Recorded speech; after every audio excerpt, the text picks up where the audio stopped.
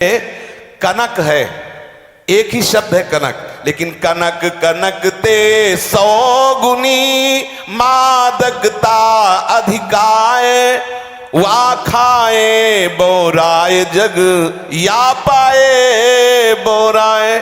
बोले कनक ही शब्द है। जैसे ताड़ना शब्द का हम प्रयोग केवल वही समझे कि ताड़ना देना ही नहीं, उसका अर्थ अलग अलग है। जैसे कनक शब्द है, कनक को सोना भी कहते हैं और कनक को धतूरा भी कहते हैं। कनक को धतूरा भी कहते हैं। एक कनक है जिसके खाने से बावरा हो जाएगा और एक कनक है जिसके पाने से बावरा हो जाएगा। कनक शब्द एक ही है लेकिन दोनों का अर्थ अलग अलग हो गया। ऐसे ही ढोल में ताड़न का तात्पर्य है उसको पीटना, लेकिन वो शास्त्रीय संगीत के आधार पर उसको ताल देना। ताल देने से ही वो राग प्रकट करता है, आनंद की उमगन करता है, ना कि प्रार्थना करने से। समझ रहे? अच्छा, गंवार, गंवार कहते हैं विवेकहीन पुरुष को। विवेकहीन पुरुष को कोई कार्य दे दो और उस पर दृष्टि न रखो तो कार्य नष्ट हो जाएगा। वहां ताड़ने का तात्पर्य उसको पीटना नहीं है, उस अविवेकी गंवार पर दृष्टि रखो। जो आपने कार्य सौंपा है, जो भी कार्य उसका है, उस अविवेकी पर दृष्टि रखना ताड़ना हुआ। उस पर दृष्टि रखो, क्योंकि वो अविवेकी है, गंवार है, वो कार्य प्रणाली ठीक जानता नहीं। आप जहां त्रुटि होता संभाल लेना तो वो संभल जाए, क्योंकि वो गंवार है। और शूद्र, शूद्र का तात्पर्य होता है शूद्र। वैसे जो वर्ण व्यवस्था में शूद्र का प्रादुर्भाव सबसे श्रेष्ठ जगह से प्रादुर्भाव है। वर्णन आता है ब्राह्मणोष मुखमाशी बाहु राजन्य कृतः उरुददस जत वैश्या पदभ्याग्यं शूद्रो जायत। भगवान के श्री चरणों की ही वंदना होती है प्राय, आपने देखा सबके श्री चरणों की, और शूद्रों का प्रादुर्भाव श्री चरणों से हुआ है। कोई ऐसा न समझे कि शूद्र का मतलब निकृष्ट होता है। यहां शूद्र का तात्पर्य जब से किसी से कहते हैं कि शूद्रवत आचरण करता है, मतलब शास्त्र विरुद्ध सदाचार के विरुद्ध आचरण करना शूद्रवत आचरण की तरफ संबोधन किया जाता है। यहां कहा गया कि शास्त्र की सम्मति, शास्त्र के शासन के अनुसार आचरण हो, सदाचार परायण हो। शास्त्र जिसके लिए जो विधान करता है, शास्त्र शासन स्वीकार करना, यहां शूद्र के ताड़न की बात कही गई। यहां शूद्र ताड़न का तात्पर्य डंडे से प्रहार करना नहीं, समझना। और जो चौथा कहा गया नारी, अगर स्त्री को हम ये कहें कि ताड़न से ही वो केवल काबू में रहती है, तो राष्ट्र में अपने प्रसिद्ध लक्ष्मीबाई जैसी कोई सामर्थ्यशाली वीरांगना, कोई वीरों सामने बड़े बड़े वीरों के दांत खट्टे कर दे, ऐसी बहादुर सिंघनी हुई, अंग्रेजों के दांत खट्टे कर दिए। अगर कोई समझे कि नारी केवल ताड़ने के लिए है तो उसकी मूर्खता है। पुरुष और नारी का समान प्रादुर्भाव हुआ है। भगवान ब्रह्मा के श्री अंग से दाहिनी तरफ से महाराज मनु और बाईं तरफ से उनकी पत्नी उनका प्रादुर्भाव हुआ शतरूपा। शतरूपा, अब आप बोलो एक ही शक्ति के दो भाग हो गए, एक पुरुष रूप धारण कर लिया, एक नारी रूप धारण कर लिया। अब यहां विचार जो है कि उस नारी के ऊपर ताड़न शब्द का क्या प्रयोग है। जैसे आप मार्ग में चले जा रहे हैं और आपने दृष्टि चूक कर दी और नारी आपकी स्त्री पीछे चल रही, तो कोई हमला कर सकता है, क्योंकि वो रत्न है। 14 रत्नों में एक रत्न स्त्री रत्न भी है। स्त्री को रत्न कहा गया है। भगवान श्री राम जब वनवास में जा रहे हैं तो सिया जी को आगे नाव में जब चढ़ाना होता तो पहले सिया जी को चढ़ा, सीए चढ़ाई चढ़े रघुराई, पहले आगे दृष्टि रखो। दृष्टि चूक गई तो रत्न है। यहां दृष्टि रखना, शासन मतलब उसको पिटाई करना नहीं कि जैसे ढोल को पीटा जाता है ऐसे स्त्री को पीटा जाए, शूद्र को पीटा जाए, तो गंवार को, ये व्याख्या नहीं है, ये मूर्खता है, इसे व्याख्या नहीं कहते। जैसे कनक शब्द के कई अर्थ होते हैं, ऐसे ही ताड़न शब्द का यहाँ अलग अलग प्रयोग है। स्त्री के ऊपर दृष्टि रखो। किस भाव की दृष्टि रखे? क्योंकि वो हमारे यहाँ रत्न की तरह है। कहीं कोई ऐसा ना हो कि कुदृष्टि वाला कोई उस पर हमला कर दे।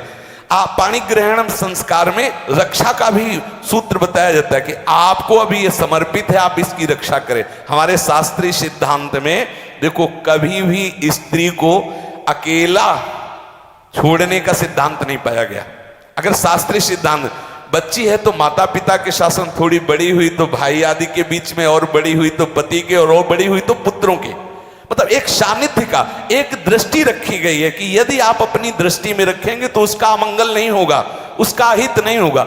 ये जो जैसे मानो कोई सी स्त्री को अकेला कोई पा गया और कुमार्गगामी वृत्ति वाला हुआ, तो आज जो घटनाएं सुनने को मिलती हैं, अगर हमारी दृष्टि हो उस पर तो ऐसा नहीं हो सकता। और दूसरी बात यह है कि स्त्री को बुद्धि स्वरूपा भी माना गया। भगवान से भीष्म जी कहते हैं, मैंने अपनी कुंवारी कन्या बुद्धि को, हमारी कुंवारी कन्या है बुद्धि, सदैव सुरक्षित रखा है, आज आपके चरणों में समर्पित करते हैं। तो शास्त्र शासन के द्वारा बुद्धि को सदैव अपने अधीन रखो, कहीं बुद्धि कुमार्गगामी ना हो जाए। यहां स्त्री के ताड़न का केवल एक सूत्र है कि आप उस पर दृष्टि बनाए रखें, कहीं स्त्री रत्न कहीं अपवित्र ना हो जाए, कहीं दूसरे का किसी तरह से कुमार्गगामी लोगों का ऐसा कोई बर्ताव ना हो जाए, इसलिए सावधान। वहां उसको पीटने का शब्द नहीं है कि ढोल गवार शूद्र परशुनारी सकल ताड़ना के अधिकारी। ताड़ना का तात्पर्य वहां पीटना नहीं तो विद्वता में देखो तो एक से एक, साधुता में देखो तो एक से एक, वीरांगना देखो एक से एक, ऐसा नहीं कह सकते, क्योंकि जो सामर्थ्य पुरुष में वही सामर्थ्य भगवान ने स्त्री में भी दी,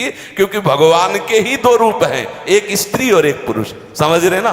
तो इसमें एक ताड़न शब्द का कई अर्थ होता है। भगवान की साक्षात शक्ति स्त्री है। अगर कोई इस भाव से देखे कि स्त्री तो केवल ताड़ना मतलब केवल गाली दे के बात करना, ऐसा नहीं। जिस घर में स्त्री का अपमान होता है उस घर का नाश हो जाता है, निश्चित हो जाता है। आप देखिए रावण का सत्यानाश हो गया जगदम्बा सीता के प्रति, दुर्योधन का सत्यानाश हो गया द्रौपदी के प्रति। जहां स्त्री का अपमान हो जाए, अगर कोई ये समझे कि स्त्री केवल मतलब जैसा हम चाहें वैसा व्यवहार करे, तो अगर नाश ना हो जाए तो हमें बता देना, क्योंकि भगवान की वो शक्ति है। अगर उसे तुम सोचो कि हम ताड़न करें, जैसे ढोल को ताड़न करें ऐसे ताड़न करें, तो तुम्हारा नाश हो जाएगा। बिल्कुल सच्ची बात समझ लीजिए। केवल वहां दृष्टि रखने की बात कही गई है, आपका अधिकार है, आप उसकी सुरक्षा व्यवस्था में रहें। और एक वृत्ति होती है, अगर शासन ना हो तो हमारी बुद्धि भ्रष्ट हो जाए, हमारी बुद्धि भ्रष्ट हो जाए, आपकी बुद्धि भ्रष्ट हो जाए। भगवान का भय, शास्त्र का भय, लोक मर्यादा का भय, ये हमको सुरक्षित रखता है। इसलिए दृष्टि रखने की आवश्यकता है कि वो पवित्र रहे, वो सुरक्षित रहे, ना कि उसको पीटने के लिए यहां संबोधन किया गया गोस्वामी तुलसीदास जी ने। इसलिए सावधानी पूर्वक अपनी वृत्ति को पावन रखते हुए महापुरुषों के वचनों को समझने की चेष्टा की जाए। गोस्वामी जी ने जो यहाँ कहा, ढोल गवार शूद्र परशुनारी सकल ताड़ना के अधिकारी, तो ताड़ना का अलग अर्थ है, अलग अलग। जैसे ढोल में ताड़ना, तो वैसे ही सब जगह नहीं ताड़ना लगेगी। आप देखो पशु जो है, चालक जो घुड़सवार होता है उसको ताड़ना एड़ी से देता है, अपने चालक जो होता है घुड़सवार एड़ी से।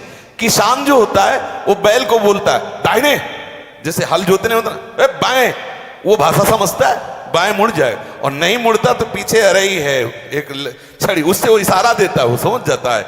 पशु को अपने इशारे से चला लेते। अब उससे कहे खड़ा होकर हाथ जोड़ के कहे कि भैया बैल देवता अब थोड़ा दाहिने मुड़ जाओ, तो नहीं मुड़ेगा। जब लगाम पकड़ी और थोड़ा ताड़न किया और बोले दाएं, तो फौरन दाहिने मुड़ गया। आप देखो जो बैलगाड़ी चलाते हैं, घोड़ा गाड़ी चलाते हैं, ऊंट चलाते हैं, तो पशु शासन के द्वारा उसको इशारे से किधर चलना है उसको इशारा बता दो। अलग अलग जगह इस ताड़न शब्द का अर्थ प्रयोग किया गया है।